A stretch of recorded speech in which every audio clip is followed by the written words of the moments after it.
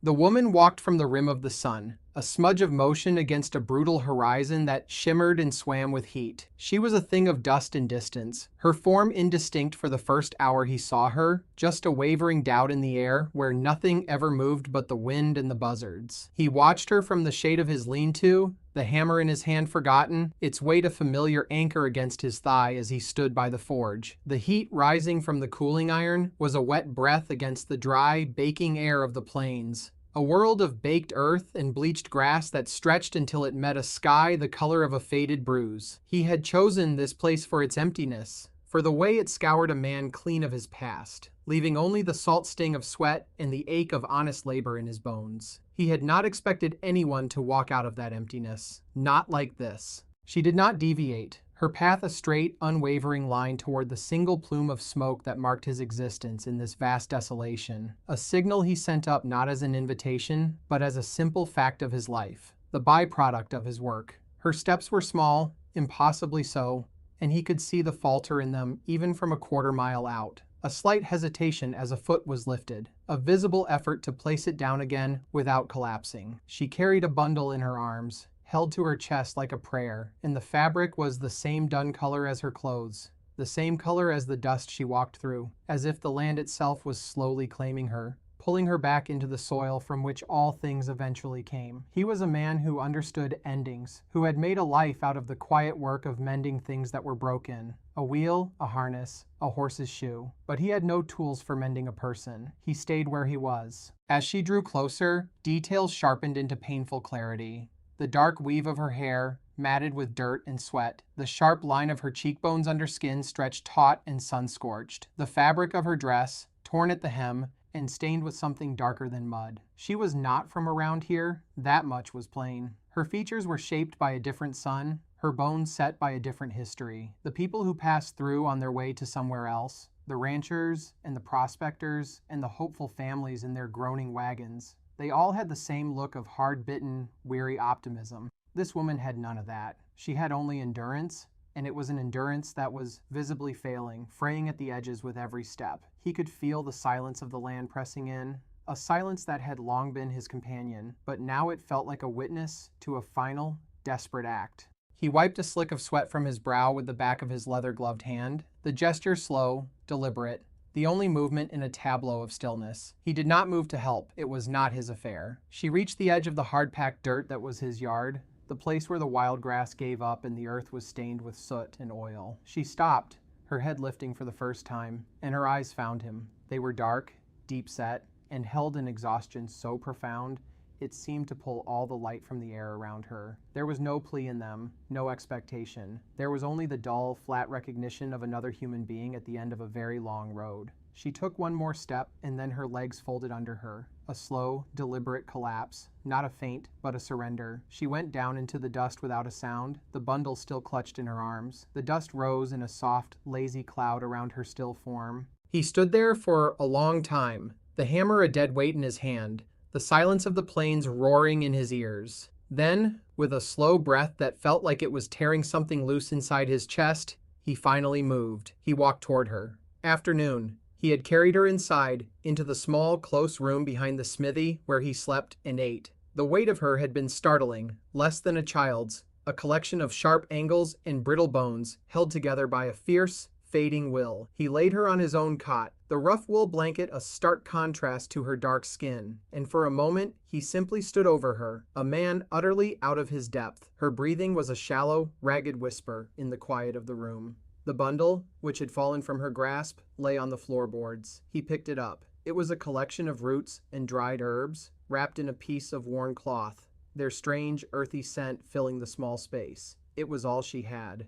He placed it on the small crate that served as his table, next to his tin plate and cup. He had nothing to offer but water. He ladled some from the barrel into a cup. His hands, calloused and scarred from the forge, looking clumsy and oversized around the delicate task. He knelt by the cot and lifted her head, tipping a few drops between her cracked lips. She swallowed, a faint, convulsive movement in her throat. She did not wake. He spent the rest of the day in a state of quiet, simmering agitation, moving between the forge and the doorway, his work undone, his carefully constructed solitude shattered. The sun beat down on the corrugated iron roof, and the heat in the small room became stifling, but he did not leave her. He sat on a stool in the corner, watching the slow rise and fall of her chest, a stranger who had walked out of the sun and brought the world with her. That night, she woke. He was cleaning a piece of tack by the light of a single kerosene lamp, the rhythmic motion of his hands over the leather a familiar comfort. He heard a rustle from the cot and looked up. She was sitting, her feet planted on the floor, her back ramrod straight. In the flickering golden light,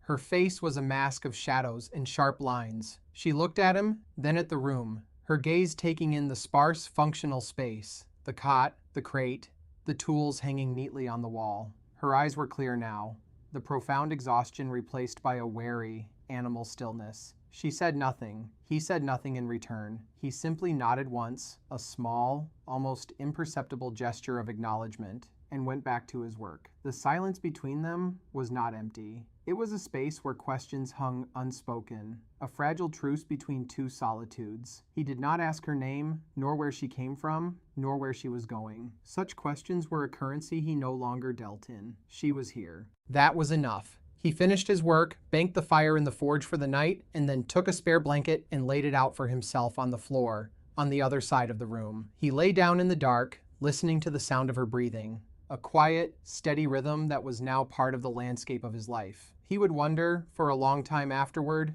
why he had done it, why he had not simply left her to the dust. Days later, her name, he learned, was Alara. She spoke at once, a soft, low sound, when he offered her a piece of bread. Her English was a collection of broken fragments, words learned by necessity and offered with hesitation. She did not explain herself. She did not have to. Her story was written in the scars on her hands and the haunted watchfulness in her eyes. She began to move about the place, at first with a tentative ghost-like quality, as if she were afraid of disturbing the air. Then, with a growing purpose, she found a small patch of earth behind the smithy, a place where the soil was not entirely given over to sand and clay, and she began to cultivate it. She used the herbs and roots from her bundle, planting them with a reverence that was almost religious, her fingers moving through the soil with an innate, gentle wisdom. She found a rhythm that complemented his own. While he worked the fire and the iron, the clang of his hammer a percussive beat against the silence, she worked the earth, a quiet, persistent force of creation in a place of desolation. He watched her from the corner of his eye. He watched her gentle, a wild mare he had penned, a creature of pure panicked violence that he himself had all but given up on.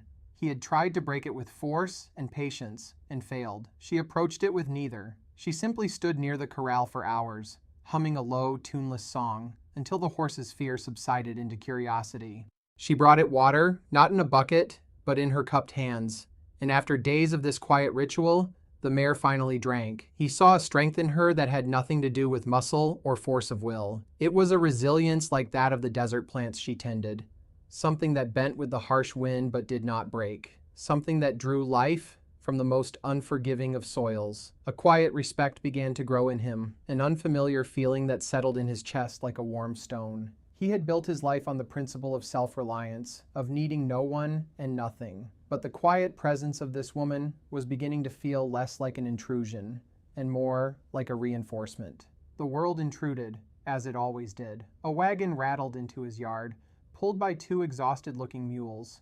The man who climbed down was large, florid-faced, his clothes too fine for the dust that immediately settled on them. This was Bannon. He owned most of the land to the east, and he wanted the rest, including the small, stubborn parcel with the spring that made Silas's way station possible. Bannon's gaze swept over the smithy, the corral, the small, neat cabin, his expression one of dismissive appraisal. Then his eyes landed on Alara, who was drawing water from the well. A slow, unpleasant smile spread across his face. He looked from her to Silas, his smile widening. "Well now, Silas," Bannon said, his voice a lazy, confident drawl. "Didn't take you for a man who kept company?" Two of Bannon's men, who had been riding behind the wagon, dismounted. They were young, with the kind of casual arrogance that comes from being paid to be cruel. They leaned against the wagon, their eyes also on Alara, their smirks mirroring their employers. She froze, the bucket halfway up, her body suddenly rigid with a tension Silas could feel across the yard.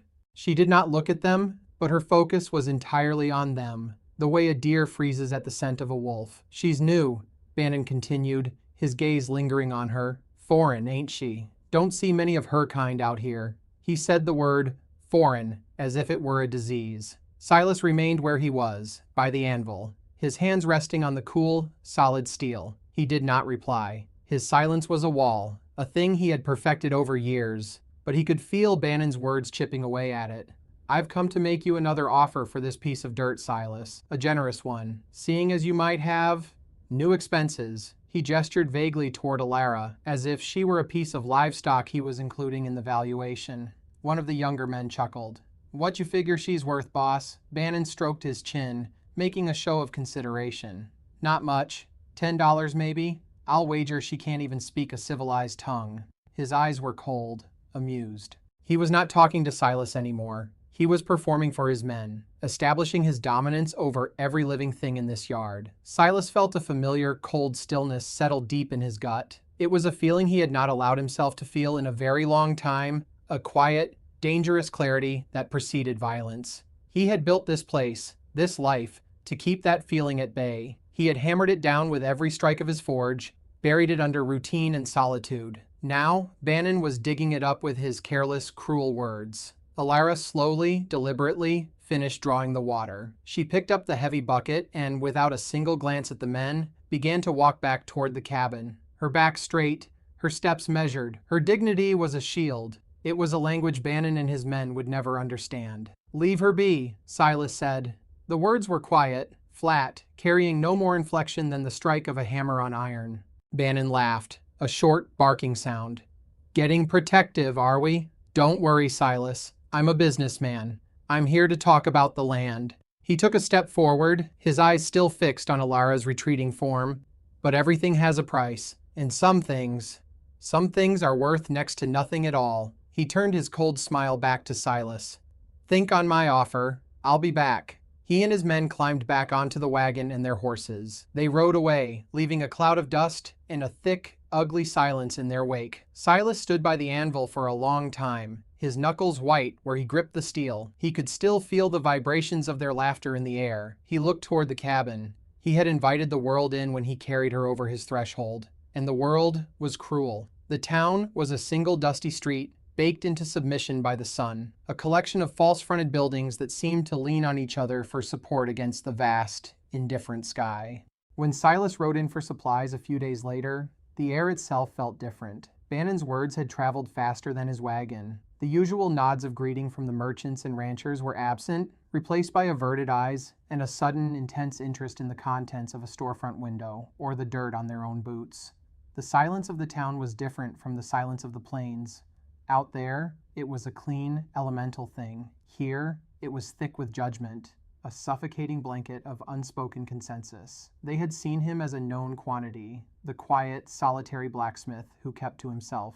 Now, they saw him through Bannon's eyes, a man harboring a foreigner, a stray, a person of no account. He was contaminated by her otherness. He tied his horse to the hitching post outside the general store and walked inside, the bell over the door announcing his presence with a cheerful, dissonant jangle. The storekeeper, a man named Miller with whom Silas had traded for years, was busy polishing the counter with a rag, his movements suddenly fussy and meticulous. He did not look up. "Need the usual, Silas?" he asked, his voice carefully neutral.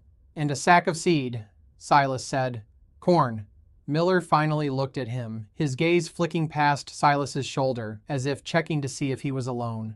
"Planting a garden, are you?" The question was innocent enough, but the tone was not. It was weighted with everything that was unsaid. Silas knew he was thinking of Alara, of the small patch of green she was coaxing from the dead earth. It was her existence they were questioning. "Yes," Silas said. He did not elaborate. He would not defend her, or himself, to this man. He would not participate in their small, suffocating world of suspicion. He gathered his supplies, flour, salt, coffee, the sack of seed, and paid in silence. As he left, he saw two men on the boardwalk stop their conversation and watch him, their expressions unreadable, but their stillness hostile. He loaded his supplies onto his horse, his movements economical and precise, betraying none of the cold anger that was coiling in his stomach.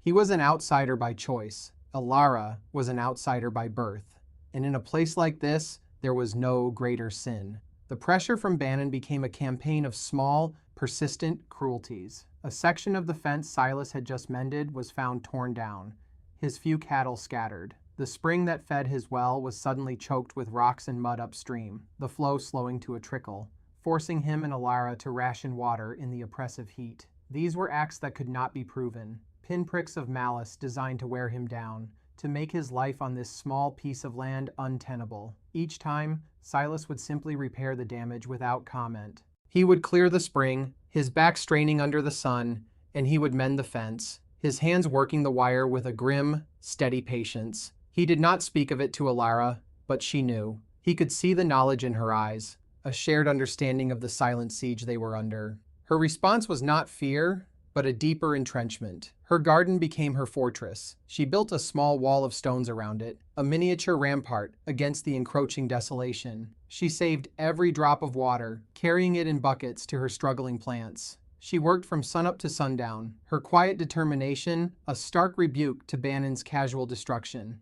And against all odds, the garden began to thrive. Small green shoots pushed their way through the cracked earth, a defiant splash of life in a world of brown and gray. The wild mare, which she had named Anemone, Windflower, now followed her like a shadow, its coat sleek and its eyes calm. She had taken two broken things, a piece of land and a wild animal, and healed them with her quiet, unyielding care. One evening, as the sun bled across the horizon, painting the sky in violent shades of orange and purple, Silas watched her from the doorway of the smithy. She was kneeling in her garden, her hands in the earth, the tamed horse standing placidly beside her. A sense of profound injustice settled over him, heavier than any anvil. The world called this woman worthless, a stray, a thing of no account. Bannon saw her as a bargaining chip, the town as a contamination. They were all blind. They could not see what he saw, a strength more profound than any man's bluster, a resilience as deep and ancient as the earth she tended. She had walked out of the wasteland with nothing but a bundle of roots and an unbreakable will, and she had made a place of life in the heart of it. She had not asked for his help or his protection. She had simply endured, and in her endurance, she had created something beautiful. He found himself thinking of the gun. It was wrapped in oilcloth, hidden in a loose-bottomed chest beneath his cot. He had not touched it in 5 years. He had come here to forget the man he was when he held it, a man for whom violence was a language as natural as breathing. He had thought that part of him was dead, hammered into nothing by the rhythmic, peaceful work of the forge. But it was not dead. It was only sleeping. And Bannon, with his sneering smiles and his petty cruelties, was slowly, inexorably waking it up. He looked at Alara, a solitary, graceful figure in the fading light, and he knew, with a certainty that chilled him to the bone, that he would not let them break her. He had mended fences and cleared springs, but some things, once broken, could not be fixed, and he would not let her be one of them. The piece he had so carefully built for himself felt fragile now, a thin sheet of glass over a deep, dark well. He was beginning to realize that true peace was not the absence of conflict. It was the willingness to protect what was worth saving. That night, the wind changed. It came in from the north, a cold, scouring wind that carried the scent of rain and trouble. It rattled the tin roof and moaned around the corners of the small cabin, a lonely, desolate sound. Silas lay on his blanket on the floor, listening to the wind, listening to the quiet breathing of Alara on the cot. He felt a profound shift inside him, a settling of purpose. He had run from his past, from the violence that had defined him, hoping to find a kind of redemption in solitude. But redemption, he was starting to understand, was not something you found. It was something you earned, and it was rarely earned in silence. The rain came just before dawn. Not a gentle spring shower, but a hard, driving deluge that turned the dusty yard into a sea of mud. It was as if the sky had finally broken, washing the world clean with its fury. The storm passed as quickly as it came, leaving behind a world that felt new and raw, the air sharp and cold. The colors of the land deepened and intensified. The green of Alara's garden was a vibrant, almost shocking jewel against the dark, wet earth. It had not only survived the storm, it had drunk it in, and it was stronger for it. Bannon and his men arrived in the late afternoon. They rode into the muddy yard, their horses splashing through the puddles, their faces flushed with whiskey and mean-spirited confidence. There were 4 of them this time, and they did not bother with the pretense of business. Their purpose was plain in their swagger, in the cruel set of their mouths. Bannon swung down from his horse, his boots sinking into the mud. He looked around, a sneer on his face, taking in the rain-washed smithy, the thriving garden. His eyes, small and hard, finally settled on Silas, who stood in the open doorway of the forge, wiping his hands on a rag. "Looks like the storm didn't wash you away," Bannon said, his voice loud and slurring slightly. "Pity," his men chuckled, a ragged, ugly sound that hung in the clean air. Alara came to the doorway of the cabin, drawn by the noise. She stood there, silent and still, her hand resting on the doorframe. Her presence seemed to infuriate Bannon, to focus his simmering resentment into a sharp point. "I've come for what's mine, Silas," Bannon declared, taking a step forward. "This land, and I'm tired of asking." He gestured with his chin toward Alara. "And since you seem so fond of strays, I'll take that one off your hands too." A man gets tired of the same scenery. The threat was no longer veiled. It was raw and naked and ugly.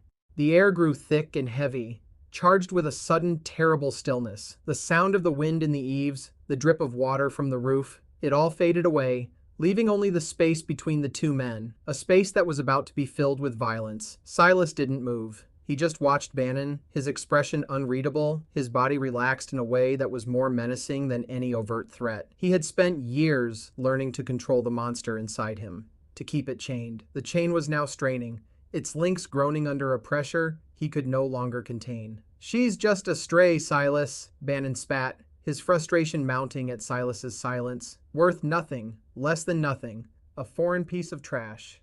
You can't possibly think she's worth dying for." It was the final pressure, the last, careless shove that sent the whole precarious structure of Silas's new life tumbling down. He had sought peace, but they had brought war to his doorstep. He had wanted to be left alone, but they had trespassed, not just on his land, but on the fragile sanctuary he had allowed to grow there. He looked past Bannon, his gaze meeting Alara's for a fraction of a second. He saw no fear in her eyes. He saw only a quiet, unwavering strength, a deep and profound trust that he knew, in that moment, he had to earn. He had let the world judge her. He had stood by while they called her worthless. Not anymore, not here, not today. He dropped the rag. The movement was small, almost insignificant, but it was a signal. The end of one thing, the beginning of another. His voice, when he spoke, was not loud, but it cut through the tension like a razor. "She stays," Bannon's face contorted with rage. It was an insult he could not abide. This quiet, nobody blacksmith defying him over a person he considered less than human. "You think so?" he snarled, and he reached for the pistol at his hip. It was a mistake. Bannon and his men saw a blacksmith, a solitary man of peace. They did not see the ghost that stood in his place. They could not comprehend the lethal economy of motion that came from a life spent in the crucible of violence. Silas moved before Bannon's hand even cleared leather. It was not a rushed or panicked movement. It was a fluid, devastatingly precise unfolding, like a spring-loaded trap being sprung. He took 2 swift steps forward, not away, closing the distance. His left hand shot out, catching Bannon's wrist, twisting it with brutal, practiced force. There was a wet, cracking sound, and Bannon screamed, a high, thin sound of shock and pain. The gun clattered into the mud. In the same seamless motion, Silas's right hand, the hand that had held a hammer for 5 years, balled into a fist and struck Bannon once on the side of the jaw. The big man's eyes rolled back in his head, and he collapsed into the mud like a felled tree. He was out before he hit the ground. It had taken less than 2 seconds. The other 3 men stood frozen for a heartbeat, their minds struggling to process what they had just witnessed. The blacksmith was gone. In his place stood something else, something cold and dangerous and impossibly fast. One of them, braver or stupider than the others, finally broke the spell and drew his weapon. Silas was already moving again. He kicked Bannon's fallen pistol from the mud, caught it in midair, his hand closing around the familiar weight of the grip with an instinct that was bone deep. He didn't aim, he fired. The shot was a deafening crack in the sudden silence. The man with the drawn gun cried out and staggered back, clutching a hand that was suddenly a ruin of blood and shattered bone, his pistol falling from nerveless fingers. The remaining 2 stared, their faces pale with shock. They looked at their boss unconscious in the mud, at their friend screaming and clutching his ruined hand, and then at Silas. He stood before them, the smoking gun held loosely at his side, his face a calm, implacable mask. There was no anger in his eyes, no triumph. There was only a terrible finality. He had not wanted this, but he would finish it. "Get him on his horse," Silas said, his voice still quiet, still flat.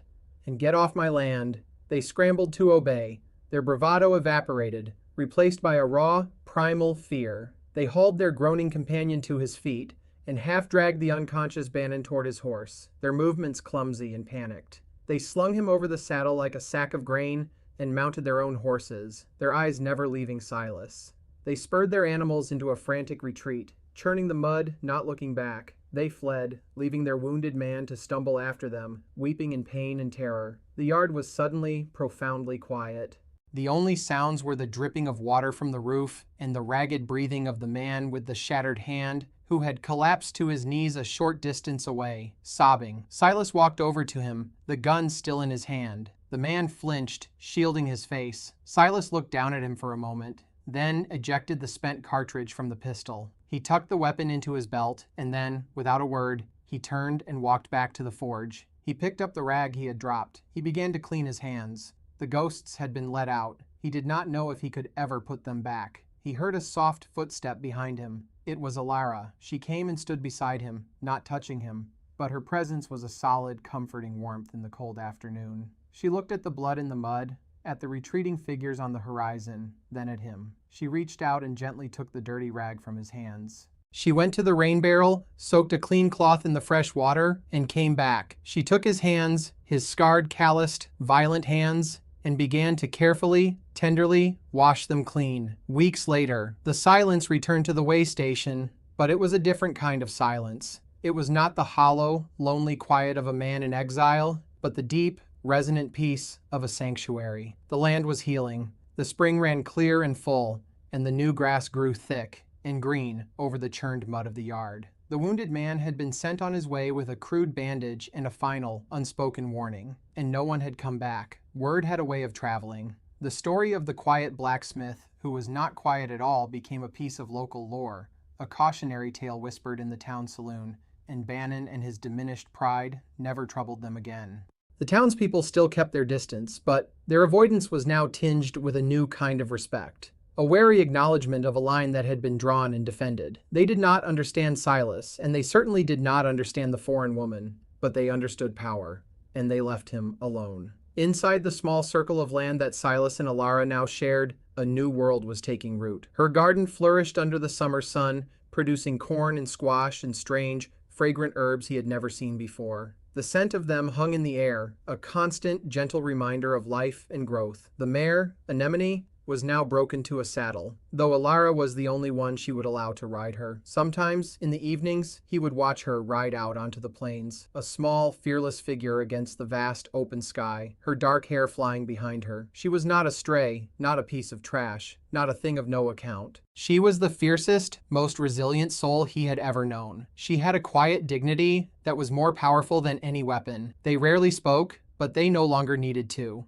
They communicated in the shared rhythms of their days, in the small unspoken gestures of care. He would leave a newly sharpened hoe by her garden patch in the morning. She would leave a plate of warm food for him by the forge in the afternoon. He mended the things she needed. She nurtured the life that sustained them. One evening, they sat together outside the cabin, watching the stars begin to prick the deep velvet of the night sky. She was weaving a basket from river reeds, her fingers moving with a quick, practiced grace. He was oiling a piece of leather, the familiar scent, a comfort in the cool air. She looked up at him, a small, rare smile touching her lips. "Silas," she said, her voice soft. It was not a question, just an acknowledgement. He met her gaze, and for the first time in as long as he could remember, the silence inside him felt like peace. He had spent half his life believing that strength was the ability to destroy. She had taught him that true strength was the ability to build, to nurture, to protect. He had not found redemption in the lonely quiet. He had found it in the shared silence, in the steadfast courage of a woman the world had called worthless. He had found it when he finally chose to stand for something more than just himself. He nodded back at her, a gesture of complete and total understanding. It was enough. We tell ourselves stories about strength. We imagine it as a loud and forceful thing, a booming voice or a quick hand. We look for it in the people who command attention, the ones who stand in the spotlight and cast long shadows. But maybe true strength is quieter than that. Maybe it's the resilience of a single green shoot pushing its way through cracked, dry earth. Maybe it's the courage to keep walking when the sun is beating down and the horizon never seems to get any closer. We've all felt underestimated at some point in our lives, judged by where we come from or what we look like, dismissed by people who never took the time to see what was truly inside us. And in those moments, it's easy to believe what they say, to let their judgment become our truth. The story of Silas and Alara reminds us that worth is not something that is given to you by others. It is something you carry inside you. It is the quiet dignity you hold onto when the world tries to strip it away. It is the choice to protect the vulnerable, to nurture life in a desolate place, to stand for what is right, even when you are standing alone. What is your measure of worth? Is it the noise you make in the world, or the quiet garden you tend? Thank you for spending this time with us, for listening to this story. If it resonated with you, we hope you'll consider liking this video and subscribing to our channel for more stories that explore the quiet corners of the human heart. And please share your own thoughts in the comments below. We read every one. Until next time, be well and be kind to the quiet strengths you find in yourself and in others.